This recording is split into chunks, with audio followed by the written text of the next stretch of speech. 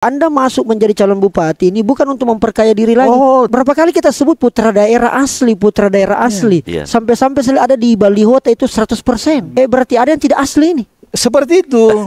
Resopa Temangingi nalete pemasina dewatai. Bukannya sekarang ekonomi Luhut Timur bagus, Ji, Pak? Wah, itu kalau saat ini saya pikir itu dalam kondisi tidak baik-baik saja. Pak Isrullah, kenapa kita pilih Pak Usman sebagai bagi kami berdua, Pak Budiman Akbar dan Pak Ibas Ibu Puspa adalah lawan yang saatnya bilang kamu kelas. Halo Cika, kembali lagi di Kamu Kelas Podcast bersama saya Rizal Jamal. Hari ini saya kedatangan tamu luar biasa pasca pendaftaran pilkada. Alhamdulillah, inilah paslon pertama yang memberanikan dirinya untuk kemudian diuji, untuk kemudian kita utak-atik dan kita bongkar apa sebenarnya Muna Biking.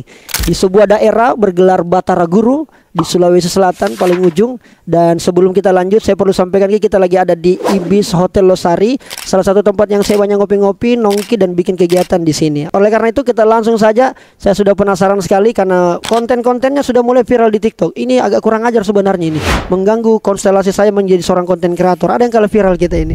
Dan langsung kita present melalui sebuah pantun. Bunga mawar, bunga hamelati, kedua bunga tumbuh di taman. Sungguh senang rasanya hati. Sudah datang Pak Isrullah dan Pak Usman. Wah, keren. Assalamualaikum Pak Bupati. Waalaikumsalam. Pertama mendaftar tanggal 27. Padahal kita yang paling lambat dibicarakan. Kenapa bisa begitu Pak Isrullah? Ya, tentu dalam keinginan untuk maju tentu butuh pertimbangan dan pertimbangan yang matang. Pertimbangan yang matang. Iya, betul. Karena kendaraan mungkin kemarin agak luar biasa dinamikanya. Seperti itu. Bola-balik Jakarta sudah menjadi bagian sunnatullah. Kira-kira begitu. Pak Usman, memang ini luar biasa. Survei muncul awalnya itu 2 pasang, Ji. Kehadiran tak ini tiba-tiba mengganggu konstelasi katanya. Itu bagaimana itu Pak Usman? Saya kira gini, Pak Isrullah ini dengan saya ini benar-benar kami ini putra asli Luhut Timur. Pak Isrullah ini kelahiran Wotu, ibunya orang Wotu, bapaknya orang Malili. Kemudian saya ini kan putra asli Towuti. Dan kebetulan saya menyebar keluarga di Nuha, Wasponda dan lain-lain. Nah, setelah memperhatikan situasi di Luhut Timur ini, memang butuh satu pemikiran yang penuh tanggung jawab sebagai putra daerah. Saya dengan Pak Isrullah beberapa kali bertemu berdiskusi, dan Pak Isrullah selalu menyampaikan bahwa sepertinya kita harus hadir nih di Luhut Timur. Saya bilang, kenapa Pak Haji? Sepertinya situasi di Luhut Timur ini tidak terlalu kondusif. Tidak terlalu kondusif. Lagi kacau maksudnya atau apa ini? Ini perlu tidak kondusif. Bahaya statementnya Wakil Ketua DPR ini. Kita melihat di media sosial itu bahwa belum saja mendaftar antara pendukung si A dengan si B ini, itu sudah mulai saling menyerang. Dan itu menurut Anda tidak bagus? Tidak bagus, sangat tidak bagus. Kenapa? Karena tentu salah satu dasar untuk membangun daerah itu tentu kita lebih mengutamakan stabilitas daerah dulu. Gimana cara membangun daerah kalau stabilitas daerah itu tidak bagus? Sosialnya. Berjalanlah komunikasi dengan Pak Isrullah. Akhirnya kita berpikir, Pak Isrullah bilang, Pak Usman tidak perlu lagi pikir keluarga dan kepentingan pribadi. Kita tidak boleh ego ini. Ini daerah kita, tempat kelahiran kita. Harus kita hadir ini.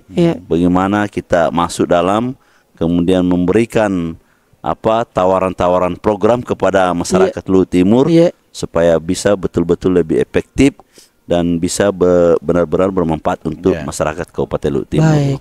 Pak Isrullah, ini kan Anda dikenal sebagai pengusaha. enak sekali dirasa hidup tak. Amin karir tak apa segala macam, profesional banget hidup sejahtera alhamdulillah. Amin, masuk ke politik yang notabene belum tentu ini apa-apa mohon maaf ini. Belum tentu menang. Tapi belum tentu juga kalah. Betul. Apakah sebenarnya motivasi terbesar sehingga mau masuk ke dalam kontestasi pilkada yang seperti disampaikan Pak Usman tadi, dinamikanya lagi sedang tidak baik-baik saja. Apa sebenarnya Pak Isrullah? Begini. Yang memotivasi saya untuk maju. Sebenarnya ini kan saya sebagai putra seperti tadi beliau sampaikan sebagai putra. Saya selama ini sudah melakukan investasi sosial sebenarnya sejak lama. Sebelum masuk ini? Sebelum masuk itu udah puluh tahun juga boleh dibilang begitu. Bisa kita cross check di masyarakat Lutim? Boleh. Salah satu dengan mendirikan PT Citra Lampia Mandiri. Nah, di mana Citra Lampia Mandiri ini sudah merekrut beberapa ratus karyawan. Tenaga kerja. Ya, dan saya juga sangat prihatin melihat kondisi ini karena kebutuhan akan tenaga kerja itu sangat tinggi di Luhut Timur. Nah, kebetulan saya juga mengenal betul daerah saya sebagai putra daerah. Baik secara potensi maupun sumber daya manusia yang dimiliki. Nah, itulah yang mendorong saya sehingga supaya saya bisa berbuat lebih besar lagi. Dengan niat tadi bahwa demi memajukan daerah ini. Ya, itu yang memotivasi saya. Seperti tadi Rijal menyampaikan bahwa secara pribadi saya ini sudah cukup. Tapi saya punya tanggung jawab moral. Sudah selesai mendirita ini. Betul. Saya coba tidak boleh memikirkan diri saya sendiri. Kalau begitu bolehkah saya ambil kesimpulan ini Pak Isrullah bahwa Anda masuk menjadi calon bupati ini bukan untuk memperkaya diri lagi? Tidak sama sekali. Kan banyak yang begitu biasa.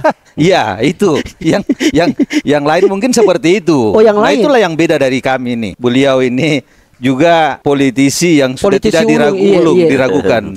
Dan hampir semua kontestasi beliau tidak pernah kalah. Makanya saya yakin. Makanya inilah alasan. Ini alasan.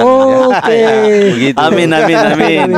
Salah. Tapi ada yang menarik tadi. Berapa kali kita sebut putra daerah asli. Sampai-sampai ada di baliho itu 100%. Berarti ada yang tidak asli ini. Seperti itu. Karena seperti tadi. Tegas Pak Isrullah. Tegas saya Pak. Karena orang yang mengenal betul daerahnya, memahami bagaimana mengembangkan dan memajukan daerah itu harus kenal betul, baik secara karakter masyarakatnya, potensi sumber daya alamnya. Itu karena itu yang saya alami Pak. Kalau ada orang memimpin bukan putra daerah asli, maka berat untuk menyelesaikan masalah di daerah. Berat, karena dia tidak kenal dirinya sendiri saja, tidak ada kenal bagaimana mau menyelesaikan persoalan. Luar biasa, agak keras kita punya calon bupati saja. Pak Usman, bagaimana soal putra daerah? Saya kira gini, ketiga pasangan ini kalau mau diandaikan, didalami, ini ada emas, ada perak, ada perunggu. Iya. Nah, emasnya itu kami. Saya dengan Pak Isrullah. Asli berarti. Asli. Bukan imitasi gitu, ya kan?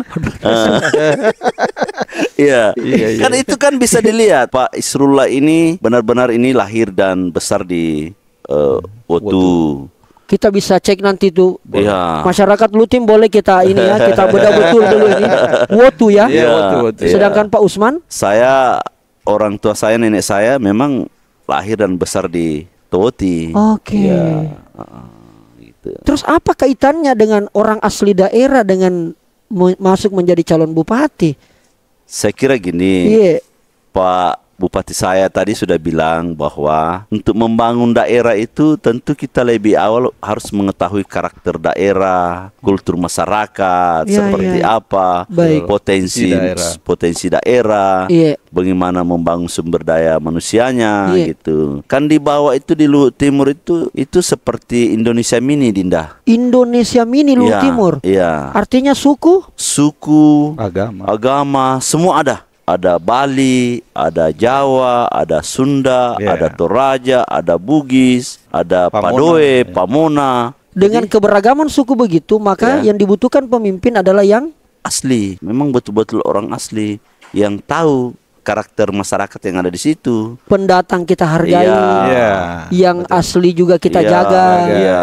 tidak terusir atau terasing. Iya. Iya, betul. Artinya kita mampu memanage ini, mengetahui dan menampung semua, Baik, semua agama, semua suku. baik.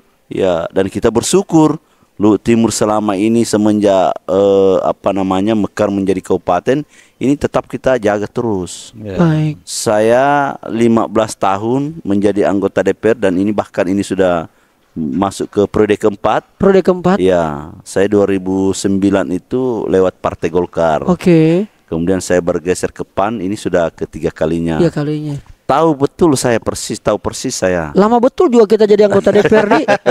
Masukku berarti sekarang ini bosan Miki jadi anggota DPR. Artinya begini. Masuk ke eksekutif. Iya, iya. Kalau bosan tidak, cuman memang saya pelajari kita di DPR itu belum mampu, saya merasa belum mampu memberikan kontribusi besar terhadap daerah ini dan terhadap masyarakat. Padahal pimpinan Pak Usman. Iya, tapi kan kita bukan eksekutor, Dinda. Bupati lah itu Iya, sama wakil bupati. yang eksekutor itu adalah eksekutif. Oke. Kita ini hanya ada sih fungsi-fungsi budgeting ada. Iya, pengawasan. Tapi pengawasan ada, atau ya tapi kan tidak mampu untuk bagaimana membangun lebih besar daerah ini. Ada ide tak belum bisa langsung dieksekusi nggak bisa. karena kewenangan tak tidak bisa. Gitu. Oke. Pak Isrullah, saya baca-baca kita punya biografi ini luar biasa. Anda petarung betul ini. Bagaimanakah sebenarnya cerita singkat dan sederhananya sehingga seorang Pak Isrullah terbentuk hari ini seperti ini? Yang pejuang, petarung sampai kemudian hari ini mau mewakafkan dirinya di Luhut Timur. Adakah prinsip dari orang tua? Bagaimana Anda dibesarkan sehingga Anda bisa sukses seperti sekarang dan mau menjadi calon? Iya. Jadi kebetulan saya ini terlahir dari orang tua PNS yang golongan rendah. Oh, bukan orang kaya memang ini. Oh, bukan. Kan biasanya begitu, Pak. Iya, bukan. Cuman saya yakini Iya. ada pepatah Bugis, resopa Temangingi. temangingi nalete pemasina dewatai. Jadi kebetulan background pendidikan saya alhamdulillah saya sarjana budidaya pertanian. Pertanian. Iya. Tapi banyak main ditambang nih. Ya, itulah di sini. Iya, oke. Ini Di sini. kita mau klarifikasi nih. Oke. Kemudian pengalaman di dunia perbankan, pernah 6 tahun di dunia perbankan. Jangan dulu, mulai agak masalah ini calon bupati. Iya. Pertanian. Terus masuk lagi perbankan. Ya.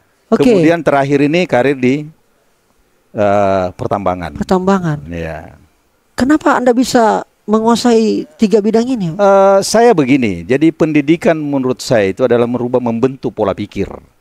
Oke. Jadi saya meyakini bahwa setelah saya bergelut di dunia bidang pertanian, kemudian pertambangan, perbankan dan pertambangan, Iya. justru menjadi modal buat saya bahwa ilmu yang saya miliki ini sebenarnya bisa dibawa kemana saja. Itu. Dan itu barangkali sampai sehari ini bisa seperti ini itu karena itu tadi memahami prinsip dasar dari ilmu yang diperoleh pendidikan ini tadi, bahwa ini membentuk pola pikir. Membentuk pola pikir. Iya, betul. Apa pekerjaan pertama atau pas selesai ke pendidikan? Langsung jadi bos? Oh, tidak. Jadi barangkali begini, saya juga banyak berkecimpung di kegiatan organisasi kemahasiswaan. Oke. Pernah juga di HMI. Oh, aktivis juga ini barang. Ya. Wah. Di HMI. Nah, tentu dari situ saya banyak melakukan aktif di kegiatan-kegiatan organisasi. Ya, termasuk organisasi kedaerahan. Oke, membangun ya potensi diri. Dan itu juga yang membawa saya barangkali sehingga saya bisa jadi pengusaha. Oke, boleh di satu spill, ada satu momen yang dimana menurut Pak Isrullah inilah batu loncatan sehingga kemudian Anda bisa mendapatkan sampai hari ini, Pak. Kan setiap orang itu punya perjalanan naik turun, suka duka. Boleh nggak di spill, Pak, ini buat anak-anak muda, terutama anak-anak muda Lutim? Karena hari ini menurut saya, hari ini kita tidak butuh lagi bupati yang hanya sekedar visi misi, tapi kita butuh juga bupati yang bisa memberikan inspirasi. Iya. Perjalanan menjadi seorang pengusaha tentu itu tidak mudah. Iya, betul. Apa satu peristiwa yang kira-kira membuat Pak Isrullah itu hari hampir jatuh, lalu kemudian gara-gara momen itu Pak Isrullah bangkit? Saya begini barangkali dari perjalanan yang saya lakoni. Iya. Ya. Yang membuat saya sebagai modal membentuk diri itu adalah pesan dari orang tua. Kejujuran itu yang paling. Kejujuran. Iya, kejujuran. Bukannya itu sekarang yang mahal, Pak Isrullah. Tapi itulah. Itu yang membuat begitu modal bahwa jujur. Alhamdulillah semua tantangan yang saya alami dari awal, alhamdulillah saya bisa lalui. Itu tadi dengan modal itu tadi. Modal kejujuran itu. Yang ditanamkan oleh orang tua. Betul. Di Luwu Timur juga selama ini berkecimpung atau di daerah luar? Ya, biasa di daerah luar. Daerah-daerah apa saja itu? Saya pernah di Jakarta, waktu di perbankan, kemudian di Kalimantan. Luar biasa. Sehingga kemudian bekal itulah dirasa sudah cukup. Ya, betul. Untuk kemudian pulang ke kampung. Karena saya waktu itu melihat bahwa sedikit saya highlight barangkali. Di tahun 2007 itu saya bertemu salah seorang konsultan yang bekerja di perusahaan Amerika. 2007. Oke. Beliau menyampaikan ke saya bahwa kelak yang namanya mineral itu akan membooming. Itu langsung saya pulang ke kampung saya waktu itu. Langsung saya plot areanya bahwa insya Allah ini akan menjadi sumber daya yang bisa dikembangkan. Makanya tadi saya bilang, saya kenal betul daerah saya, potensi itu. Itu barangkali. Oke. Pak Usman, memang pas lahir kini memang mungkin langsung jadi politisi. Iya. Karena cukup belasan tahun juga ini. Anda dikenal di Lutim itu politisi ulung. Ahli strategi. Betul. Maca. Cerdas sekali untuk bagaimana mendekati masyarakat. Jadi gini deh, kayaknya enak betul jadi politisi. Saya ini mungkin Adek Rizal dan teman-teman lain tidak percaya. Saya ini lahir dari betul-betul kalau saat itu dikatakan memang faktanya saya ini lahir dari orang miskin. Ya. Wah, tidak percaya betul saya ini, Pak. Iya, tidak percaya betul. Ya, saya kalau saya gambarkan ini Dinda, pasti kita tidak percaya, tapi ini fakta ini. Ada satu kampung di Toti itu namanya Maholona. Maholona itu disitulah awal kami dibesarkan oleh kedua orang tua saya. Kemudian dalam perjalanan itu kita digiring ada kampung namanya Kampung Baru, yang sekarang itu namanya Desa Pekaloa. Di Desa Pekaloa itu kami tinggal bersama dengan orang tua. Orang tua kerjanya hanya garap sawah. Ya. Kerjaan saya sejak kecil itu Dinda, itu gembala kerbau. Gembala kerbau kan. Ya. Sebelum ke sekolah itu gembala kerbau dulu. Kalau misalnya orang tua besok mau kerja sawah, itu jam 3 subuh kita harus gembala kerbau. Kasih makan kerbau. Kemudian orang tua paginya kerja sawah, kita ke sekolah dulu. Kita pulang sekolah itu gembala kerbau lagi. Ya. Orang Bugis bilang Pak Kampi sapi. Pak Kampi Tedong. Pak Kampi Tedong. Ya. Baru kita sekolah itu Dinda, saya dari rumah ke sekolah itu yang dari Kampung Baru itu ke Desa Timampu, ada tempat saya sekolah situ namanya SD 268 Tot itu jaraknya 1 kilo dek. 1 kilo dari rumah? Ya dari rumah. Kita jalan itu dek, jalan tanpa sandal.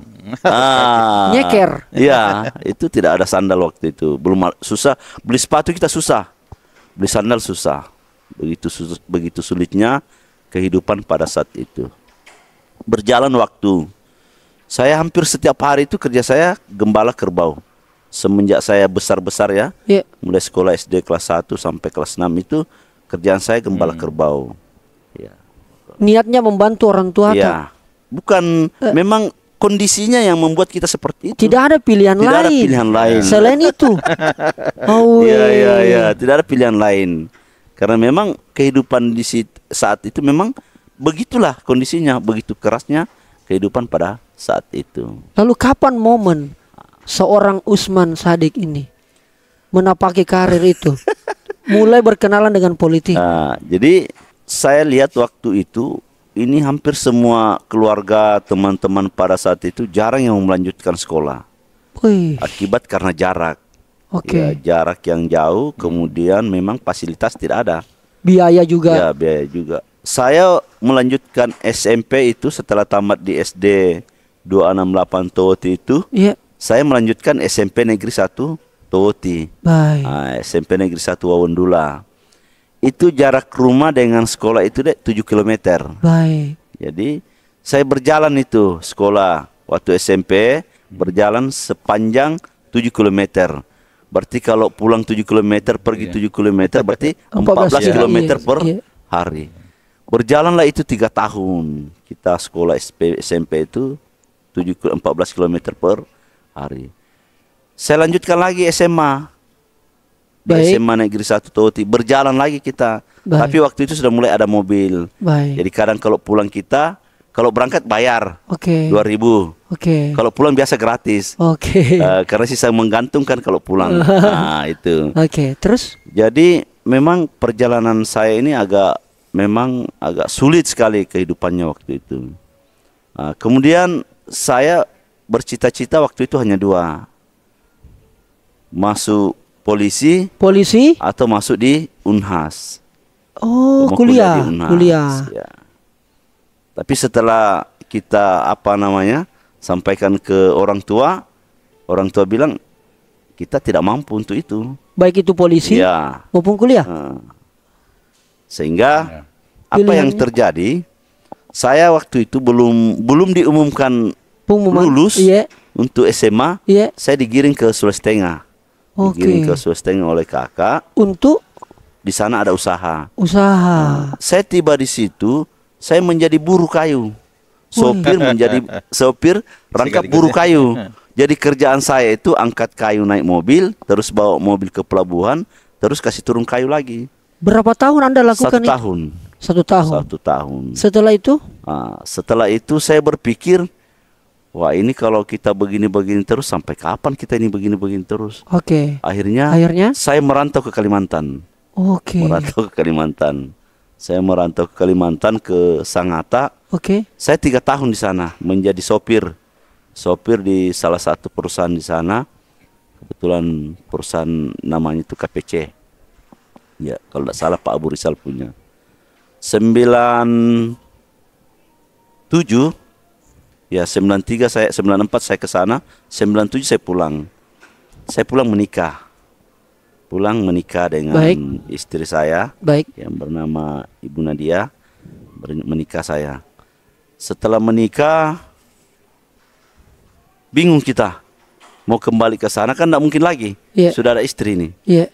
Terpaksa saya lanjutkan pekerjaan saya sebagai sopir kayu lagi. Di Luwu Timur? Iya, sopir. Kerjaan saya itu mengangkut kayu. Jadi hanya namanya saya sopir, tapi kita rangkap jabatan.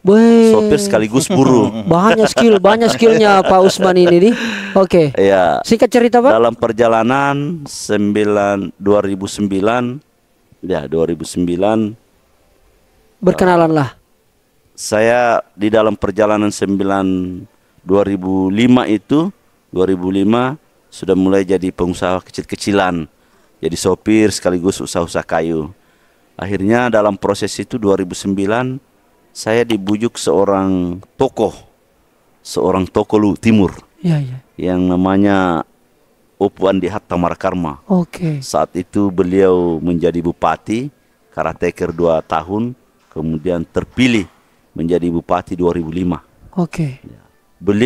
Saya berteman sejak 2005. Akhirnya pada Pileg 2009 beliau meminta saya untuk masuk. Ya, memerintahkan saya untuk masuk menjadi caleg di Partai Golkar. Ya, saya bilang, Opu, dunia saya bukan di situ. Dunia saya ini pengusaha. Saya sudah nyaman dengan ini. Dia bilang, tidak. Usman, untuk membangun daerah ini, Anda sebagai putra daerah harus masuk dalam sistem. Wah, disitulah. Di situ. Saya izin sama keluarga, sama istri. Akhirnya alhamdulillah istri merestui untuk masuk di dunia politik. Saya di 2009 itu lewat Partai Golkar. Saya alhamdulillah terpilih. Di Dapil 4 waktu itu meliputi 3 kecamatan, Nuhak, Towoti dan Waseponda. Alhamdulillah saya merupakan peraih suara terbanyak pada saat itu. Luar biasa. Ya. Ini ceritanya Pak Usman ini luar biasa ya kalau kita ulik detail, artinya matang betul beliau secara pengalaman, penderitaannya juga banyak ya. Ya. Dan kemudian berkenalan dengan dunia politik sampai hari ini insya Allah bisa melanjutkan pengabdiannya melalui jalur eksekutif. Ya. Kita bicara soal Luhut Timur, Pak Isrullah. Apa masalah sebenarnya di Luhut Timur ini? Yang kalau masalah ini bisa selesai kalau Bapak berdua jadi kepala daerahnya, Pak Isrullah. Iya, jadi kalau saya melihat dari pengamatan, Iya.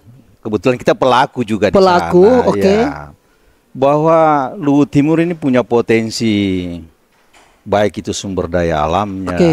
pertaniannya, Baik. perkebunannya, Iya.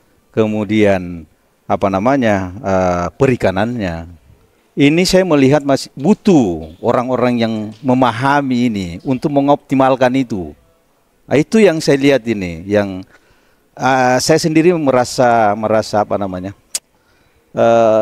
gelisah melihat bahwa dengan potensi yang dimiliki ini sebenarnya harusnya Luhut Timur jauh lebih sudah bisa mandiri lah, bisa hidup dengan kekuatannya dia sendiri. Bukannya sekarang ekonomi Luhut Timur bagus, Ji, Pak? Wah, itu kalau saat ini saya pikir itu dalam kondisi tidak baik-baik saja. 9, sekian persen pertumbuhan ekonomi. Ya. Iya. Dan Tetapi itu tidak bagus menurut seorang Pak Isrullah. artinya kalau saya bukan tidak bagus, artinya perlu dioptimalkan lagi. Oke. Karena kenapa? Di sana itu tingkat pengangguran masih tinggi. Kemiskinan masih banyak. Iya. Anda Iya. Pengusaha idealnya sebuah daerah itu 0,4%. Itu yang belum ada di Luhut Timur. belum terjadi. Ini masih banyak generasi muda kita yang butuh pekerjaan, lapangan kerja. Oke. Kalau begitu apa solusi paling sederhana yang kemudian bisa kita konsumsi secara ringan ini Pak Isrullah? Yang kalau Pak Isrullah dan Pak Usman ditakdirkan terpilih sebagai bupati dan wakil bupati, itu yang akan menjadi pembeda dengan calon yang lain. Iya. Kebetulan saya kan punya background, punya pengusaha. Iya. Saya punya relasi. Iya. Saya paham potensi yang ada. Baik. Misalnya dari sisi pertambangan, dan tentu pertambangan yang Iya. tidak lepas dari Betul. persoalan penanganan lingkungan yang lebih baik. Oke. Iya kan? Iya. Akan menarik investor yang ada. Sehingga tentu lebih banyak membuka lapangan kerja. Oke. Karena saya paham apa yang menjadi kewajiban investor dan apa yang menjadi kewajiban seorang birokrat. Birokrat. Berarti ini kan Luhut Timur, kalau kita sebut Luhut Timur ini di Kepalata memang daerah tambang. Betul. Maka kalau begitu mendengar penjelasannya Pak Isrullah, yang cocok jadi bupati ini yang kira-kira penambang. Begitu Pak Isrullah mau sampaikan? Oh, tidak juga. Oh, tidak juga. Tidak juga.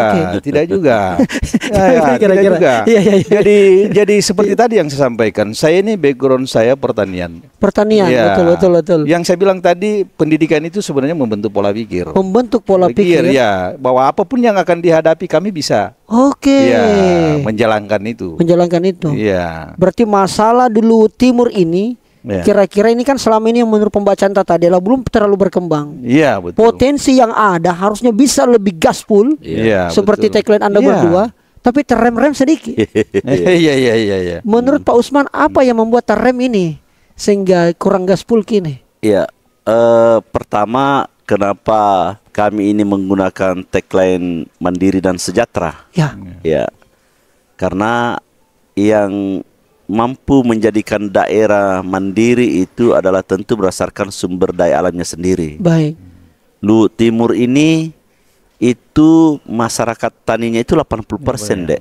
Petaninya? Iya, pertanian dalam arti luas. Oke, Itu 80%. baik. Sehingga kalau ini kita tidak benar-benar benahi dengan baik, Iya. kelola dengan baik sektor pertanian dalam arti luas ini, pasti Luhut Timur tidak bisa mandiri.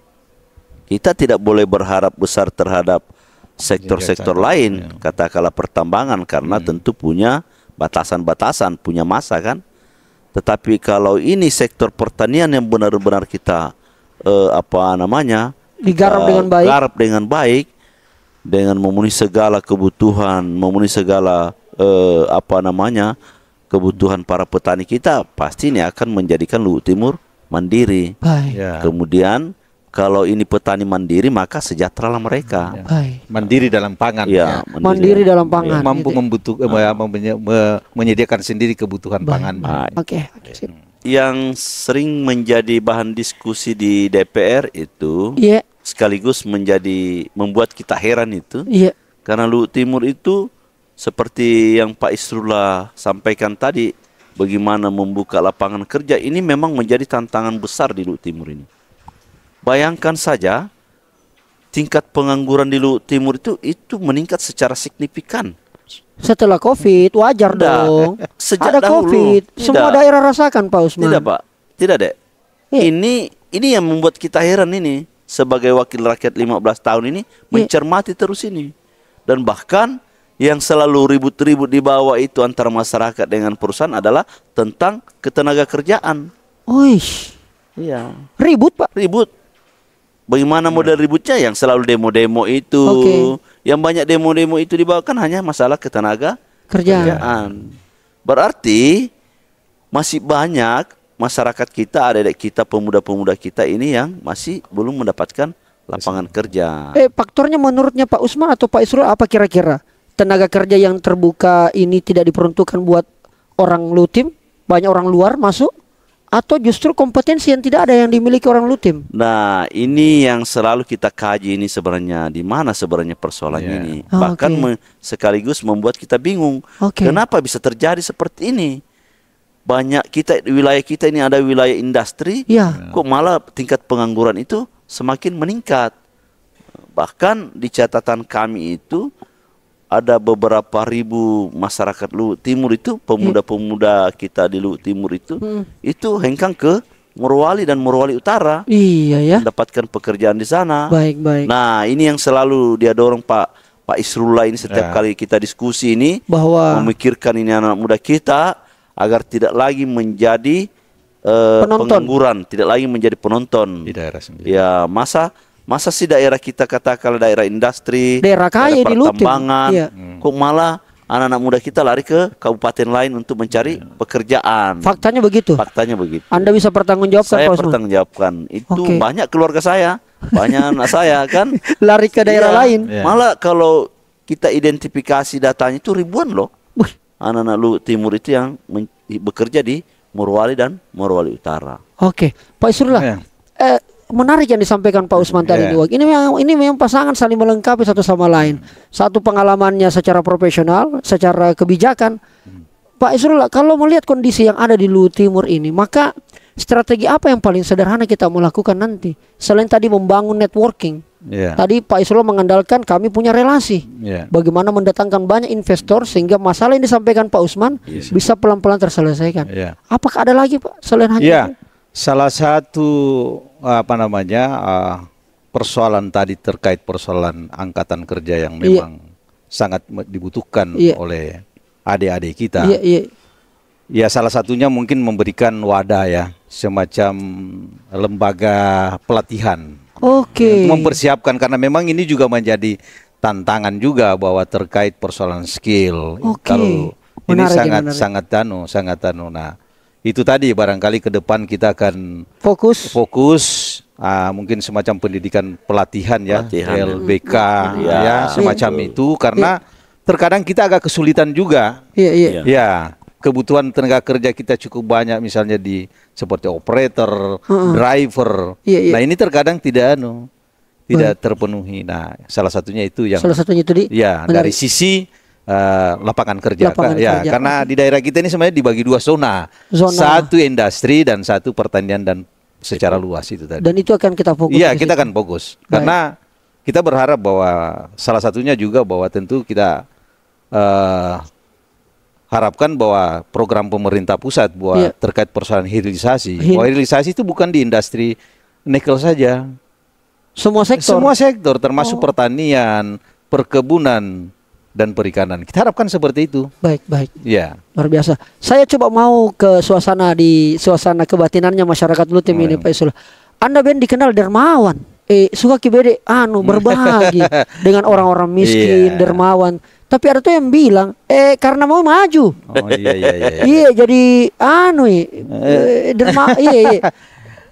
Bagaimana Anda menyikapi itu? Iya, jadi saya pikir boleh-boleh aja. Ada yang tentu Bebas ya. Namanya bebas. opini Itu masyarakat. masyarakat. Oke. Kita hargai itu, kita hargai. Ya, tetapi kalau kami ini memang udah terbiasa dan memang menjadi komitmen saya dengan keluarga, dengan istri, bahwa apa yang kami peroleh tentu ada bagian orang lain di situ. Kita sedekah. Ya, dan itu dan saya rasakan betul dalam perjalanan hidup ini. Saya rasakan betul bahwa sedekah ini sangat apa namanya?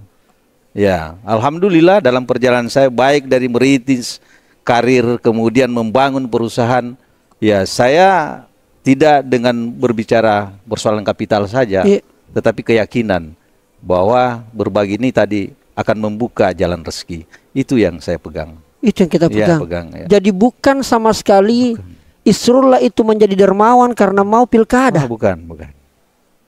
Memang dari dulu. Memang dari itu yang apa namanya senang berbagi, konsisten, berbagi, ya. Itu yang menjadi memang apa namanya prinsip hidup lah. Prinsip hidup, ya, Masya Allah. Selalu berbagi. Pak Isrullah, kenapa kita pilih Pak Usman sebagai banyak orang lain ini di Lutim Kenapa kita pilih beliau ini? Ya. Jadi kebetulan kami ini kan dilahirkan di bumi Batara Guru dengan apa namanya dari bumi Batara Guru dari daerah yang berbeda. Oke, secara geopolitik ini memang ya sangat menguntungkan. Ya, beliau juga dari sisi karir politik saya tidak ragu beliau ini. Iya kan? Ya, terbukti. Beliau ini ketua PAN Luwu Timur. Dan beliau mampu mendudukan apa namanya anggota dewan ini dengan 5 kursi. Itu membuktikan bahwa beliau memang seorang pemimpin yang mampu mengelola partai yang sanggap bahwa ini orang yang tepat buat mendampingi saya. Sempat mungkin ada tawaran calon lain ke Bapak? Anda memang dari awal tidak. Karena pertimbangan geopolitik itu. Kalau Pak Isrullah dari daerah? Saya dari Wotu Burau, ya. Itu ada 6 kecamatan. Kebetulan beliau dari timur ya, boleh dikata barat dan timur. Barat dan timur. Ya. Sehingga saling melengkapi. Ya, saling melengkapi. Kalau Pak Usman, kenapa kita mau terima tawarannya? Iya, saya kira karena dermawan gitu. Jadi banyaklah faktor. Banyak faktor. Yang pertama tadi yang sangat menjadi prinsip itu adalah pertama kita sama-sama putra daerah. Putra daerah. Seorang putra daerah tidaklah mungkin mengkhianati masyarakatnya dan daerahnya. Tidak bisa lari. Kita pegang komitmen itu Pak Usman ya. Kenapa? Karena Pak Isrullah mau kemana? Pasti ke Luwu Timur. Iya. Mau kemana ya? Usman Sadik juga mau kemana? Pasti di Luwu Timur. Jadi kalau kami berbuat salah atau keliru, kami tidak kemana-mana. Ada di Luwu Timur. Iya, ada di Luwu Timur. Jadi, Pak Usman mau bilang ada orang lain yang kemana-mana kalau ada salahnya. Ya, saya tidak bilang begitu. Yang pasti saya dengan Pak Isrullah asli Luwu Timur. Itu yang pertama. Menarik ini barang ini ya. Yang kedua, kenapa menerima tawaran? Saya kira Pak Isrullah ini berada di Jasira Barat. Saya di Jasira Timur. Baik. Tentu juga harapannya masyarakat itu bagaimana pembangunan itu bisa secara merata. Tidak hanya berpusat di kota. Di satu titik. Satu titik. Ya, saya tidak bilang satu kota ya. Di satu titik ya. Ya, kenapa?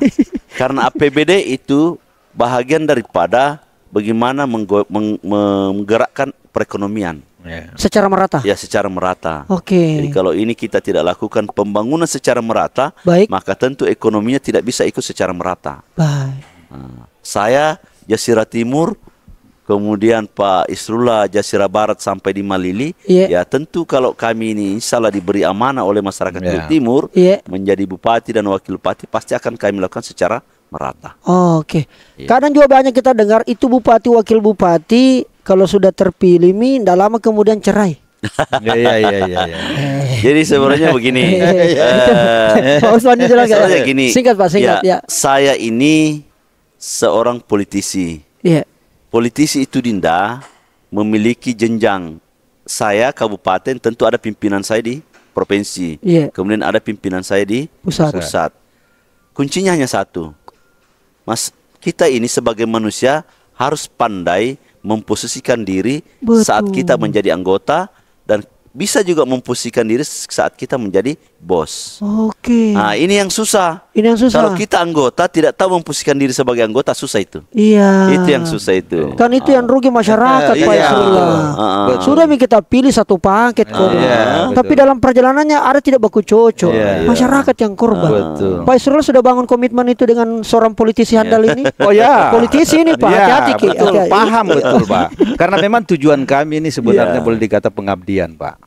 Ya, tentu kepentingan rakyat di atas segalanya. Baik. Sehingga buat saya dengan Pak Usman ini menjadi partner yang saya pikir tidak ada hal yang tidak kita bisa jalan sepanjang kita. Semuanya terbuka. Semua terbuka. Dibicarakan baik-baik. Dibicarakan baik, betul. Luar biasa. Ya, itu yang Baik. Terakhir sebelum kita masuk ke main-mainnya anak muda ini. Situasi cukup panas ternyata di Luhut Timur. Head to head awalnya tiba-tiba Anda muncul. Menurut orang ada yang menganggap bahwa wah ini mau saya pilih deh. Tidak terlalu banyak resistennya. Tidak terlalu banyak efek sampingnya. Karena ternyata di Luhut Timur ini luar biasa. Menurut orang-orang, saya baca komentar cukup bermain dendam politik. Benarkah itu yang Anda rasakan juga Pak Isrullah, Pak Usman? Iya betul, dan itulah yang mendorong kami juga bahwa dengan kehadiran kami yang mampu menjadikan kondisi ini bisa agak lebih stabil. Tapi survei katanya di bawah ini, Pak. Siapa? Survei. Iya, kan survei itu kan kami baru start ini bulan Juli. Bukan. Agustus. Iya. Bulan Agustus. Tapi ya mendaftar pertama. Iya. Malah kami diisukan bahwa Isrullah Usman itu tidak maju. Tapi kan faktanya justru kami yang mendaftar pertama kan, hari pertama ya. Itu namanya gaspol. Artinya tidak terpengaruh dengan kondisi survei sekarang. Anda yakin menang? Oh ya, yakin. Sangat yakin Pak? Yakin. Kami 2 bulan melakukan kajian, mendiskusikan ini dengan berbagai aspek, berbagai hal, sehingga kita putuskan insya Allah bismillah kalau kita maju ini Pak Isrullah insya Allah kita menang. Apa yang disampaikan Adinda Rijal tadi bahwa Luhut Timur ini agak sedikit naik tensi politiknya, sepertinya memang seperti itu. Kita melihat di medsos itu agak kencang gitu. Dua paslon ini, dua pendukung paslon ini gesekannya agak keras di medsos. Bahkan secara fisik pun sempat ada kan kemarin sempat terjadi. Nah, kami sebagai putra daerah asli ini tentu tidak mengharapkan seperti itu. Tidak usahlah ribut-ribut. Makanya saya biasa bilang sama masyarakat, daripada kamu di sana tegang, di kubu sini juga tegang, mari kita beriman. Bersama Isrullah Usman. Subhanallah. Politisi memang. Politisi memang Pak Isrullah. Saya ulangi ya. Daripada di kubu A tegang, di kubu B tegang, mari kita beriman bersama Isrullah Usman. Insyaallah adem, insyaallah. Insyaallah aman. Dan satu komitmen kami bersama dengan Pak Isrullah, insyaallah ini menjadi bahan diskusi kepada teman-teman. Saya bilang Luhut Timur ini tidak boleh lagi ada dendam politik. Tidak boleh ada dendam politik. Karena dendam politik itu bukan menguntungkan masyarakat, bukan menguntungkan daerah, tapi malah sebaliknya merugikan daerah dan merugikan masyarakat. Bayangkan Pak Dinda, kalau ini di antara dua ini terpilih, maka satu kubu ini akan tiarap selama 5 tahun. Selesai hidupnya. Selesai 5 tahun. Coba. Iya. Begitupun sebaliknya. Tapi insya Allah kalau beriman tidak ada dendam politik. Pasti kita rangkul dari kubu ini, kita rangkul juga dari kubu ini. Kita satukan dalam bingkai beriman bersama Isrullah Usman. Membangun Luhut Timur. Timur. Begitu memang? Ya. Pak Isrullah, saya kalau menangki kita mau rangkul ini lawan kemarin. Itu menjadi seperti beliau sampaikan bahwa tentu kita butuh kestabilan sosial politik. Dan mereka ini bukan orang lain, ini warga Luhut Timur. Ya, tentu kalau kita diberi takdirkan untuk menang, insyaallah kami tidak punya dendam itu, dan kami akan justru memberi ruang Baik. kepada ya putra-putri terbaik daerah ini, baik untuk pemberdayaan sumber daya manusianya yang kita anggap kabupaten, kenapa tidak? Iya kan? Karena mereka juga berkewajiban untuk Betul. membangun daerah ini. Betul, betul. Ya. Baik, wah saya mendapatkan tamu podcast saya ini kompaknya luar biasa, saling mengisi satu sama lain. Ini karena politisi satu pengusaha. Oke, Pak Isrullah dan Pak Usman, di bagian-bagian akhir ini kita tidak tutup dengan kesimpulan yang terlalu berat, visi misi. Tapi saya mau bertanya, kira-kira ini pertanyaan saya rangkum dari berbagai macam komentar. Ada juga yang berharap seperti ada yang ingin mengetahui kita seberapa dalam, seberapa kompak, ya, seberapa saling mengenal. Karena ada juga kemarin itu paslon yang dijodoh-jodohkan. Iya.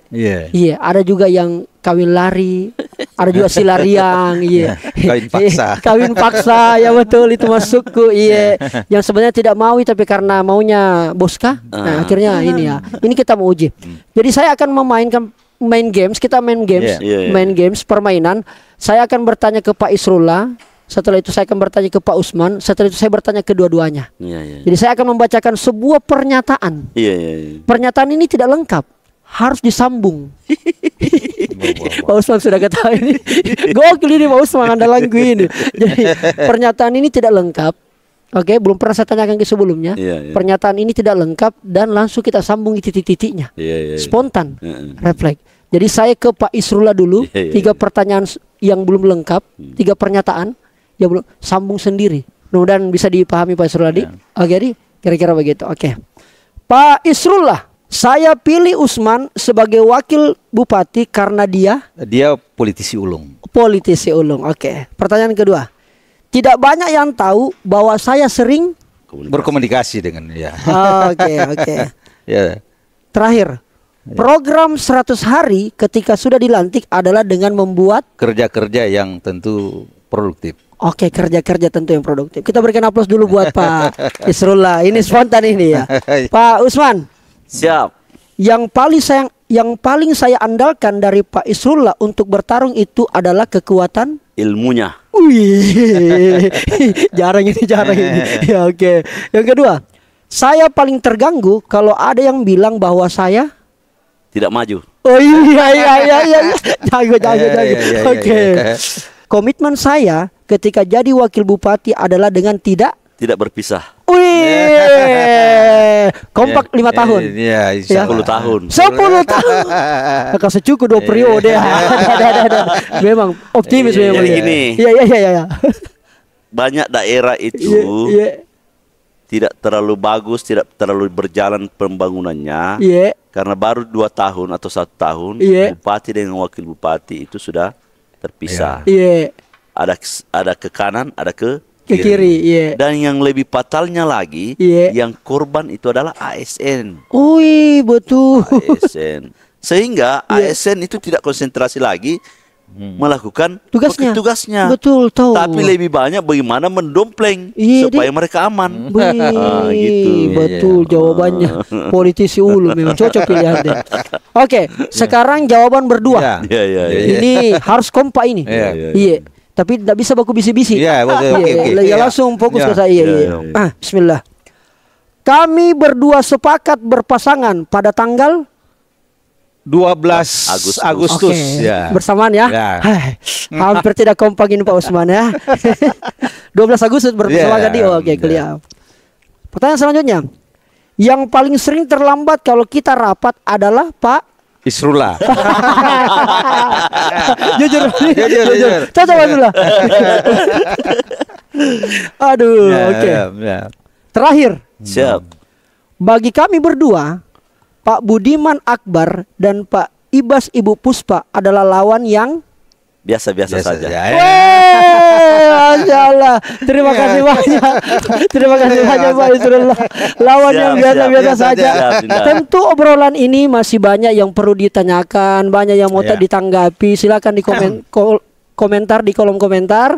Dan Pak Isrullah dan Pak Usman terbuka ya. Terbuka. Dengan kritikan, dengan masukan, sanjungan, siap menerima kritikan. Tidak baper. Tidak. Dan saya perlu pastikan sekali lagi apa yang kita obrolkan ini akan menjadi rekam jejak digital. Siap. Kalau besok Bapak terpilih, dilantik, dan ada yang tidak cocok, saya orang pertama yang akan pertama nonton. Siap. Kita deal Pak ya. Deal. Baik, terima kasih banyak Pak Isrullah. sama-sama. Nanti bisa kita obrol lagi dalam perjalanan kampanye tak? Bisa jadi mungkin saya akan datang ke Luwu Timur Ditunggu. melihat langsung. Benar jika sesuai yang di podcast kemarin gitu kira-kira gitu. Terima kasih banyak Pak Isrullah, sehat selalu. Dan Pak Usman makasih banyak. Iya. Dan saatnya bilang kamu kelas. Thank you.